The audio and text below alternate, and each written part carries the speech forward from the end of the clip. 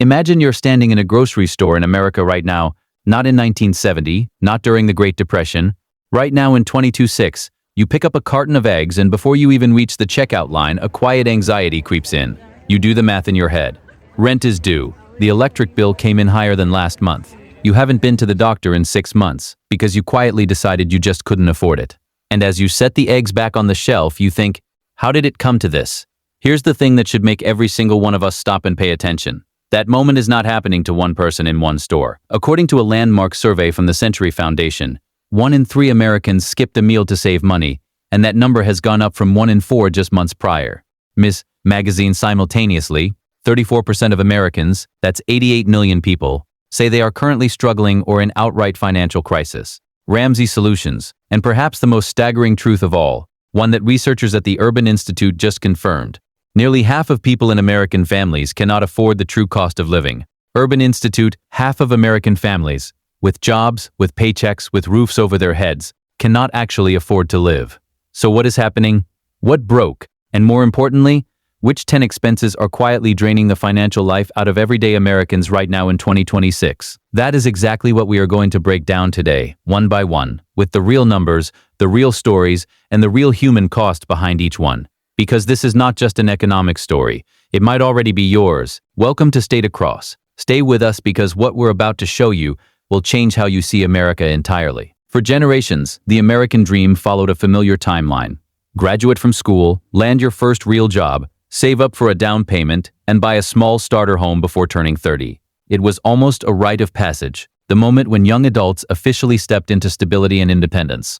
But something dramatic has changed in America's housing market, and the numbers reveal just how severe the shift has become. In 2000, the share of first-time homebuyers fell to roughly 21%, one of the lowest levels ever recorded, while the typical age of someone buying their first home has climbed to around 40 years old. That means millions of young Americans who expected to own a home in their 20s or early 30s are now waiting nearly a decade longer than previous generations just to get their foot in the door. Behind those statistics is a story unfolding across cities from California to Florida, where rising home prices, mortgage rates hovering around historic highs compared with the pandemic era, and a deep shortage of affordable housing have combined to create one of the toughest markets young buyers have faced in decades. In fact, recent housing research suggests that nearly 3/4 of Americans under 30 cannot afford to buy a home in the city where they currently live, forcing many to delay life milestones, move back with family, or relocate entirely in search of affordability. What was once considered the most reliable path to building wealth in the United States, owning a home, is increasingly becoming out of reach for the very generation expected to carry the economy forward. But here's the part that rarely makes headlines. While the national housing crisis affects the entire country, the pressure isn't evenly distributed. In some American cities, the gap between incomes and home prices has grown so extreme that even young professionals earning solid salaries are finding themselves locked out of the market entirely. Across the United States, the struggle to buy a home isn't just about high prices anymore. It's about the widening gap between what young professionals earn and what homes actually cost in the cities where the jobs are. Over the past decade, home prices in many metro areas have risen dramatically faster than wages, creating a situation where even households with stable incomes find themselves unable to qualify for mortgages large enough to compete in today's housing market. Mortgage rates that surged after the pandemic-era housing boom only intensified the problem, pushing monthly payments hundreds or even thousands of dollars higher than they were just a few years ago. For young Americans trying to enter the market for the first time, that shift has turned what was once a challenging milestone into something that now feels almost unattainable in certain cities. Economists often measure housing affordability by comparing median home prices with median household income, and in several major American cities, that ratio has climbed to levels historically associated with severe housing stress. In simple terms, the typical home now costs many multiples of what the typical young household earns in a year. Even diligent savers who have managed to accumulate a down payment often discover that the monthly mortgage payments, property taxes, insurance, and maintenance costs push total housing expenses far beyond what lenders consider safe borrowing limits. This financial squeeze is forcing many younger buyers to delay purchasing decisions or expand their search to entirely different regions of the country. But the cities we're about to explore reveal something even more telling about today's housing landscape. These are places where economic opportunity continues to attract young professionals. Yet the housing market has evolved so rapidly that ownership is increasingly limited to older, wealthier buyers or those who already have significant equity from previous homes. What's happening in San Jose might seem like a unique problem tied to the technology industry, But the reality is that similar patterns are emerging in other fast-growing American cities. Over the past decade, several metropolitan areas have experienced a surge in population. As companies expanded, remote workers relocated, and younger professionals chased new career opportunities. At first, that growth brought excitement and economic momentum. New restaurants opened, downtown districts revived, and job markets strengthened. But housing construction in many of these places simply failed to keep up with demand. As a result, prices began climbing faster and faster until younger buyers found themselves facing a market that looked dramatically different from the one their parents had entered decades earlier. The next city reveals how quickly a once affordable market can transform into one of the toughest places for young buyers to gain a foothold. Austin, Texas. Not long ago, Austin was widely considered one of the best cities in America for young professionals hoping to buy their first home. The city's vibrant music scene, growing technology sector, and relatively moderate housing costs made it a magnet for workers moving from more expensive coastal regions. Companies from across the country began establishing offices there, and an influx of high-earning remote workers accelerated the city's economic expansion. For a time, the promise of Austin seemed simple, a thriving job market combined with housing prices that still felt reachable for younger buyers. But the rapid population growth that fueled Austin's success also created enormous pressure on the local housing market. During the pandemic housing boom, home prices in the Austin metropolitan area surged at one of the fastest rates in the country. In some neighborhoods, property values climbed more than 50% within just a few years. Nashville has spent the past decade transforming itself from a regional cultural hub into one of the most dynamic growth centers in the American South. Known worldwide for its music industry and vibrant entertainment scene, the city has also become a powerful magnet for businesses and young professionals seeking new opportunities. Major corporations have expanded their presence in the region. Healthcare and technology sectors have grown rapidly, and thousands of workers have moved to Nashville in search of both career advancement and a high quality of life. But just like Austin, Nashville's popularity has brought unintended consequences to its housing market. As more people arrived, the demand for homes began rising faster than the available supply. Builders attempted to keep pace with new developments across the metro area, yet construction often struggled to match the speed of population growth. Over time, the imbalance between supply and demand pushed home prices steadily higher. For younger Americans entering the workforce in Nashville today, the shift is noticeable. Homes that once served as affordable starter properties are increasingly out of reach for first-time buyers. In many neighborhoods close to the city center, prices have risen so significantly that young professionals now find themselves competing for a shrinking number of homes within their financial range. Even when buyers manage to save for a down payment, the higher borrowing costs created by rising mortgage rates can quickly stretch monthly budgets. There is something uniquely cruel about a utility bill. Unlike a vacation you can cancel or a restaurant meal you can skip, electricity is not optional. You cannot decide to opt out of heating your home in January. You cannot choose not to refrigerate your food. You cannot tell your children the lights are a luxury this month. Electricity and gas are not lifestyle choices. They are the invisible infrastructure of simply being alive indoors. And in 2026, that invisible infrastructure is costing American families more than at any point in modern history. Household utility costs have risen by 41% in the 5 years since the start of the pandemic. Electricity is up 32%. Water is up 43%. Natural gas has surged 60%.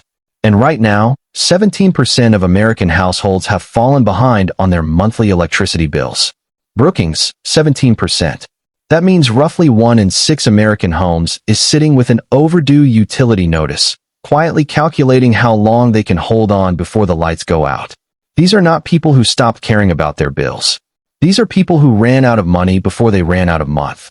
The Urban Institute, one of the most respected research organizations in the country, put a precise dollar figure on just how much ground Americans have lost. Residential electricity costs have increased faster than earnings across much of the country, leaving customers paying about $40 more every single month in December 2025 than they did in December 2017. Urban Institute, $40 a month sounds manageable in isolation, but $40 on top of higher rent, $40 on top of higher groceries, $40 on top of healthcare premiums that just jumped again. $40 stacked on $40 stacked on $40. That is how American households are collapsing, not in one dramatic moment, but in a slow accumulation of increases that never stop coming.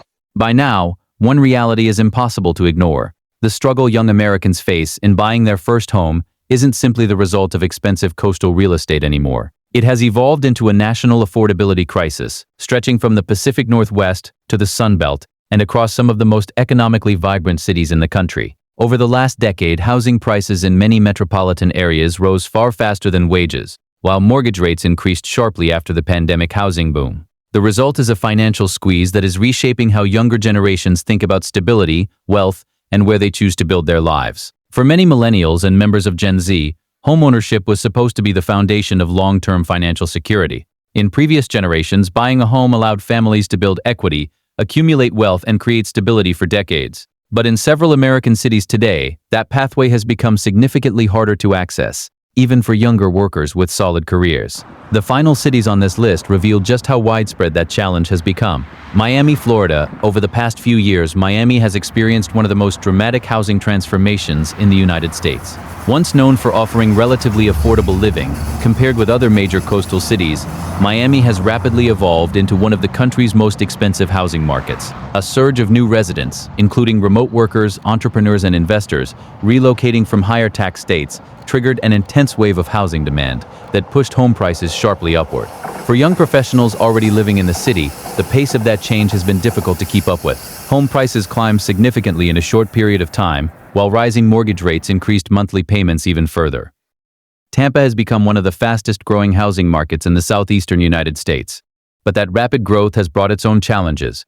The region's expanding job market, relatively lower taxes, and appealing coastal lifestyle have drawn thousands of new residents in recent years. As demand surged, housing inventory struggled to keep pace, and prices rose accordingly. For younger Americans moving to Tampa with the hope of buying their first home, the situation can be surprising. A city once viewed as an affordable alternative to other coastal markets now presents financial hurdles that many first-time buyers must carefully navigate. Higher mortgage rates have compounded the issue, increasing monthly payments and reducing purchasing power for buyers entering the market. Some younger residents are responding by looking farther outside the city, searching for homes in smaller surrounding communities, where prices remain somewhat lower. Others are choosing to rent longer while waiting for market conditions to stabilize. The result is a housing landscape where the timeline for homeownership continues to stretch further into the future. Boston, Massachusetts, the final city on this list, highlights how even long-established economic centers are experiencing the same pressures affecting newer growth markets. Boston has one of the most educated workforces in the country, supported by world-renowned universities, healthcare institutions, and technology companies. For young professionals graduating from these institutions, the city often represents the beginning of promising careers. Yet Boston's housing market has become one of the most expensive in the United States. Limited land availability, strict development regulations, and consistently strong demand have pushed home prices steadily upward for years. Even smaller starter homes or condominiums can carry price tags that challenge the budgets of first-time buyers.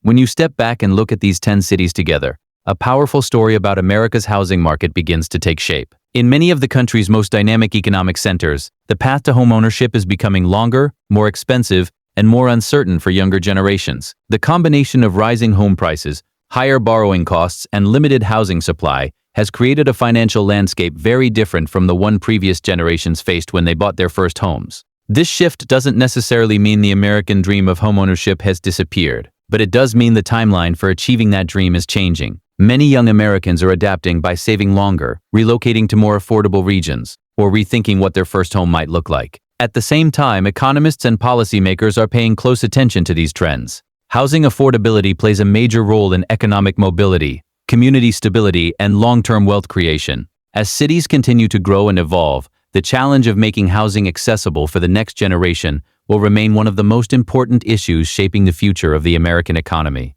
For millions of young Americans today, the dream of owning a home is still very much alive. But in these 10 cities, turning that dream into reality has become one of the toughest financial challenges of their generation. There is a concept in psychology called the last luxury effect. It describes the deeply human tendency to hold onto one small, affordable pleasure even as everything else gets cut, because that one thing, whether it is a morning coffee, a Friday night dinner, or a monthly takeout order, is not just a purchase. It is a reminder that life still has some joy in it. It is proof that you are not merely surviving, that you are still, in some small way, living.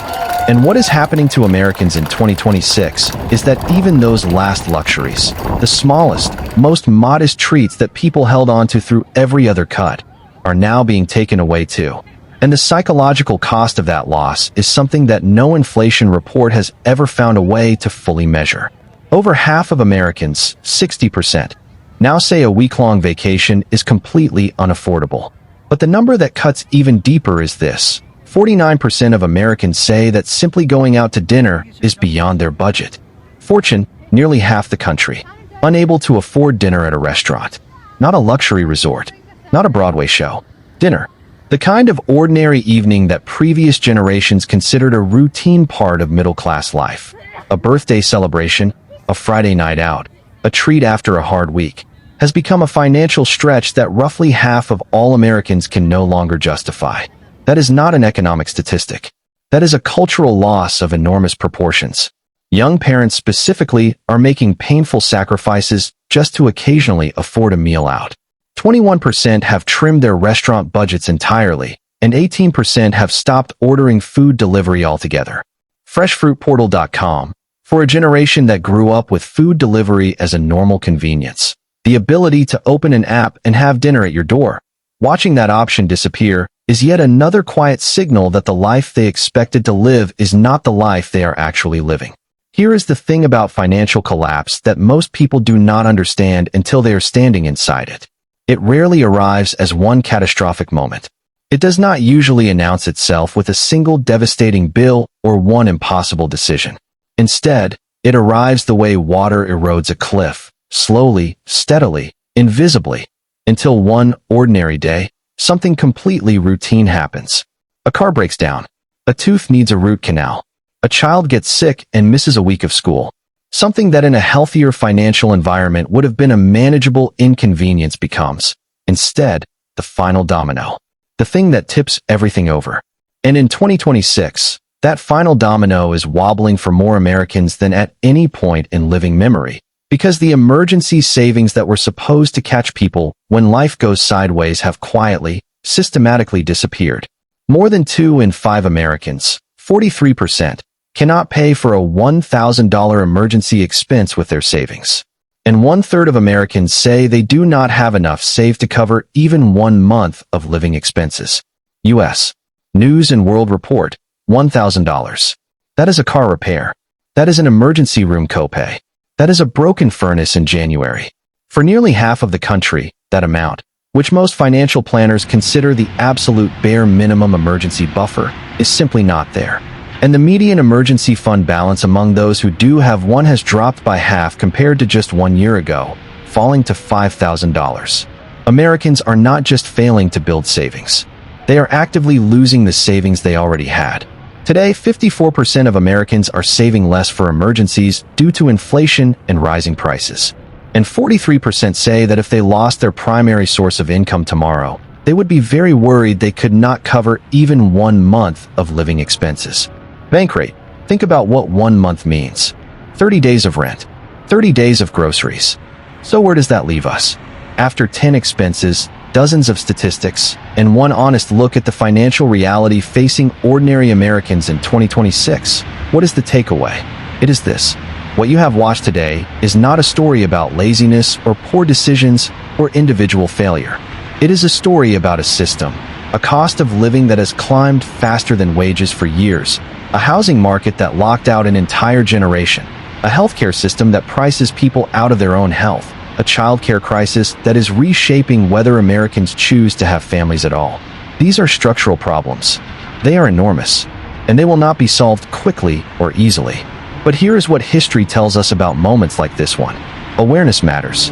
When people understand the true scale of a problem, when they see it clearly, name it honestly, and refuse to accept that it is simply the way things have to be, something shifts.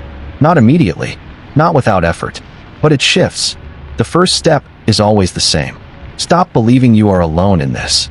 Because if the numbers we walk through today tell you anything, it is that the anxiety you feel at the grocery store, the dread you feel opening your utility bill, the quiet hopelessness you sometimes feel about ever owning a home or retiring with dignity, those feelings are not personal failures. They are a rational response to an irrational situation, and you are carrying them alongside tens of millions of your fellow Americans.